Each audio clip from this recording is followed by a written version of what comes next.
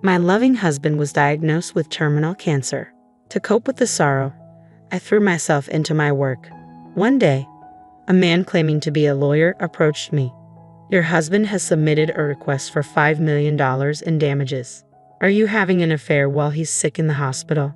He asked smugly, presenting photos he claimed were evidence of my infidelity. I was stunned. I have no idea what you're talking about. We've already gathered evidence proving that you're the woman too busy dating to care for her sick husband, the man continued arrogantly. Feeling as if my entire life was being challenged, I decided to take him to my home to show him the truth. Along the way, I discreetly signaled to a middle-aged neighbor. My name is Melissa, and I'm 27 years old. I currently run multiple web media platforms and make a living from it. Sitting in my living room, I muttered to myself as I stared at the computer screen filled with text. What should I do about this? Melissa, let's take a break, my husband Kevin said, coming out of the kitchen and handing me a steaming cup of coffee. Thank you, I smiled at my partner, who sat beside me. Kevin is not just my husband, he's also my work partner. I've always loved writing, so I started as a web writer during college. But after a few months, I hit a wall due to my inexperience. A friend introduced me to another web writer, who would later become my husband, Kevin. He taught me everything from writing skills to how to get work. Initially, we were just colleagues, but our relationship gradually deepened. We became indispensable to each other, transitioning from colleagues to beloved partners. After graduating from college, we went into business independently as web writers and started to run and operate web media platforms. Our relationship evolved from partners to a unique family. Now, as a married couple, we work from home and are always together, both for work and in our private lives. When I tell my friends, they ask, "Don't you get tired of being together all the time?" But we find it comfortable, thanks to Kevin's calm and gentle personality. I never doubted that my life with my loving husband would continue forever. One day, prompted by a friend, we decided to go for cancer screenings. We often joked about our good health, but with a friend's relative getting diagnosed with cancer, we thought it was a good time to get checked. As it turned out, I was fine, but Kevin needed further testing. By this point, a sense of unease had already set in. Kevin kept saying, "I'm fine, nothing's going to be wrong," Kevin reassured me, but I couldn't shake off my worry. Then the detailed test results came back. Kevin had cancer. Moreover, the doctor told us it was at an advanced stage because it was detected late. I collapsed right there and then. Kevin had cancer and it was advanced. We'd had yearly checkups and nothing had ever seemed off. Sure, he had some cold-like symptoms once in a while, but Kevin always said, "I can work from home," and never really went to the doctor. If only I had noticed something back then. If only I had forced him to go to the doctor. Regrets kept flooding my mind, but then the overwhelming fear that he was going to be gone hit me, and I couldn't think of anything else. Kevin was admitted to the hospital immediately, and I visited him every day during my work breaks. When I came to see him, Kevin always greeted me with his calm smile. He would even happily ask about the progress of our work that we both put so much effort into. Seeing his face made me think, I have to protect this job no matter what. And even as I wiped away tears, I kept working. But every time I let my guard down, the fear that Kevin might be gone consumed me. To distract myself from the sorrow, I took on a part-time job at a nearby supermarket in addition to our web media work. Days went by like this, and a little time passed. As usual, I visited Kevin in the hospital, finished my shift at the supermarket, and was on my way home. When I get home, I need to do the web work and also clean the house, I thought, planning out my next tasks. Suddenly, the world in front of me started spinning, and I sat down in a panic. What's happening? I feel sick, I wondered. My vision continued to spin, and cold sweat wouldn't stop. Feeling helpless, I sat there, and suddenly I heard a surprise "huh?" A concerned person was hurriedly approaching. A gentle hand was placed on my slumped shoulder, and a kind voice asked, "Are you all right?" Looking up, I saw an unfamiliar middle-aged woman looking at me with concern. "I'm feeling a bit unwell, but I'll be okay," I tried to assure her. I mumbled, trying to stand up despite my spinning vision, but the woman who caught me said, "Come this way." She almost dragged me along to some place. We arrived at a familiar suburban house. "Where is this?" I asked, gazing vaguely at the house. "This is my home. Rest here for a while," she said, taking my hand and leading me inside. Despite it being our first meeting, her warm hand oddly comforted me.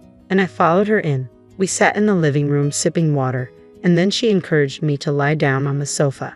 Even as I closed my eyes and took a deep breath, she wet a towel in cold water, wrung it out, and placed it on my forehead. She also covered me with a blanket. A little while later, my vision stabilized and my sweating stopped. Slowly sitting up from the sofa, I faced the concerned woman and asked, "Can I move now?" I thanked her and added, "By the way, I realized I never introduced myself. Sorry about that." Upon hearing this, the woman smiled with relief and introduced herself as well. Her name was Laura, and she lived here with her husband. I began to say, "I also have a husband," but an image of Kevin lying in bed interrupted me. Noticing my hesitation, Laura said, "It's okay if it's hard to talk about it," and asked why I was sitting on the side of the road. "Actually, my husband is sick." I slowly told her about Kevin's illness, which I hadn't even shared with friends, and how I'd been overexerting myself with work to distract from the sadness.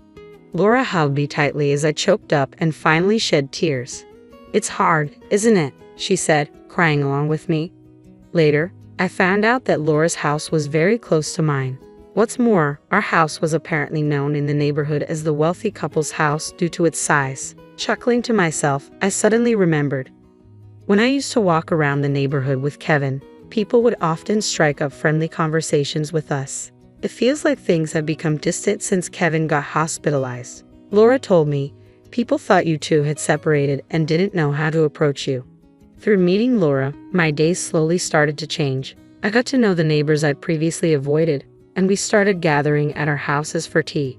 Every time I struggled to watch Kevin's health deteriorate, Laura was always there to touch my hand and encourage me with her warm touch.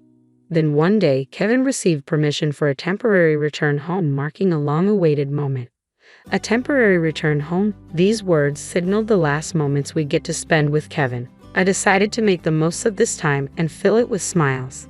"So, Kevin, now that you're home, is there anything special you want to do?" I asked. The first thing he said was, "I'd like to see Laura." While Kevin was hospitalized, I had told him how Laura and the neighbors had been taking good care of me during my daily visits. To fulfill Kevin's wish, I let Laura know we'd be stopping by on our way. A quick glance at Kevin revealed a certain resolve in his face as he stared straight ahead. We arrived at Laura's, who welcomed us with her ever-present warm smile. She took Kevin's hand and said, "You really are loved," her eyes meeting mine as she smiled. Feeling a bit embarrassed, I told Kevin, "Well, you know," our eyes meeting, his face a mix of laughter and tears. During a break in the conversation, as I was about to head back to the living room from the restroom, I overheard Kevin's earnest voice from the other side of the door. I listened closely and realized he was talking about me. "Please look after Melissa when I'm gone."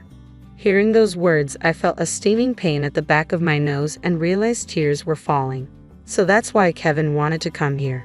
Hearing Laura's gentle, "Of course," I couldn't stop my tears. Not much later, my husband Kevin drew his last breath. While I was prepared for it, the sense of loss hit me harder than I had imagined.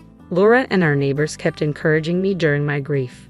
After some time had passed, a renewed sense of purpose pushed me to resume my career. I even continued my part-time job at the supermarket, thinking I needed to keep moving forward. Life went on just like that for about 2 years. One day, as I finished my shift at the supermarket and stretched my tired body, a voice came from behind. "Excuse me," startled, I turned around to see a serious-looking man wearing glasses. Did he lose his way? Without much thought, I asked, "Can I help you?" Clearing his throat, the man smiled softly and spoke, "I apologize for the sudden intrusion. I'm a lawyer. You're Melissa, correct? May I speak with you?" A lawyer? What could he possibly want with me? Though I was puzzled, I agreed to listen. "Sure. You see, your late husband Kevin has left you a settlement of $5 million. I was surprised when the man mentioned Kevin's name, and even more startling was the word settlement, almost causing me to drop the bag I was holding. "What? No, there must be some mistake. Ma'am, we have all the evidence. While your husband was in the hospital, you've been having an affair, haven't you?" The man smirked and pulled out his smartphone, showing me a photo. "What is this?" The photo showed a man and a woman, arms linked, walking away from the camera. I had to admit, the woman in the photo bore a slight resemblance to me, but it was definitely a case of mistaken identity. That's not me, and I don't know that man.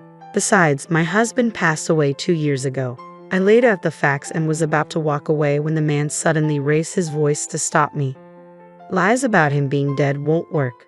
We already know you've been dating around while neglecting your sick husband. I was stunned. I remembered the days when I was rushing to Kevin's hospital every day and working nonstop. What could this guy possibly know about me? I wondered. Isn't it common sense for a real lawyer to offer a business card? Shouldn't he have notified me through documents or a phone call rather than meeting me in person? I shook my tired head and stared at the man. He wasn't going to back down. Realizing we wouldn't reach a conclusion, I decided it would be quicker to just show him. Please come this way, I said, inviting the man into my home. In hindsight, it was a bold move, but I felt emotionally charged, like he was negating my entire life. As I walked home with the man, I crossed paths with Laura, who was holding the shopping bag. Laura looked surprised but understood something when I raised my palm. She acknowledged and returned the gesture. I opened the front door and ushered the man inside. Clearly thinking he'd successfully manipulated me, the man enthusiastically said, "Let's discuss the paperwork inside." Ignoring him, I led the way to a certain room. "Please come in," I said. It was a room with a memorial altar, pictures of a smiling Kevin from when he was healthy displayed on it. "Wait, he really is dead," the man said, his face pale. "My husband is no longer in this world, so your claim for compensation is simply impossible," I said, adding internally, he would never have done such a thing even if he were alive. Noticing the man claiming to be a lawyer glancing around, he muttered under his breath, "That's not what I heard. This can't be right." He then casually pulled out his mobile phone to check something. I subtly peeked at the screen from behind and saw a photo of a vibrant Kevin taken before his battle with illness. What's the meaning of this?" I demanded, unnerved that this man had a photo of my loved one. The man started talking hastily, as if making an excuse. According to him, he had purchased information about me and Kevin, who were known as a wealthy couple in the neighborhood, from a man claiming to be an informant. His intention was to scam us. The information said the husband of the wealthy couple was in the hospital, and the wife was emotionally vulnerable. Moreover, the informant had tried to squeeze more money out of the man by feeding him a lie that your wife is cheating on you, even providing fake evidence photos to back up the claim. I had no idea he was dead. That guy tricked me. The irony of the scammer himself being scammed left me sighing in disbelief. Then the man, who had been mumbling to himself, stood up straight and looked at me with a creepy smile, saying, "Well, if I'm caught, I'm caught." A shiver ran down my spine, and I broke into a cold sweat. Just as the man took a step toward me, the sound of hurried footsteps came from the entrance, and a moment later, several officers burst in, shouting, "Police!" The tension I'd been unconsciously holding released, and I collapsed on the spot. Thank God they made it in time, I thought, recalling the moment when I crossed paths with Laura on the street a few minutes earlier. In reality, the hand I'd raised to Laura wasn't just a simple greeting. After Kevin's death, Laura had taught me the SOS hand signal, a raised palm with a clenched thumb, saying, even without words, you can say, "Help me." Betting that the signal would get through, I used it. Probably understating my SOS, Laura must have called the police. Staring at Kevin's photo on the altar, I silently apologized in my heart. "I'm sorry for putting you in harm's way." In the photo, Kevin seemed to be smiling as if to say, "It can't be helped." The arrested man, upon questioning, turned out to have committed multiple frauds before and would likely serve a fairly long prison sentence. I also heard that the notorious informant had been caught. A few days later, when I visited Laura's place with a thank you gift, she scolded me, "You shouldn't let a suspicious man into your house." Laura had noticed my SOS and was going to intervene, but decided it was better to let the police handle it. Then she gently tapped me on the head as if to imprint her words, "Kevin asked me to look out for you, so please don't do anything dangerous from now on." At those words, tears welled up in my eyes. Ever since then, I've been living happy days, helped by Laura and the folks in the neighborhood. Today, I put my hands together in front of the photo of Kevin on the altar. Even in a world without you, there are plenty of people who help me. You can rest easy, I whispered to myself. When I gently opened my eyes, there was a comforting smile in Kevin's photo that seemed to watch over me. Smiling back, I said, "All right, let's get to work today," and stood up with enthusiasm.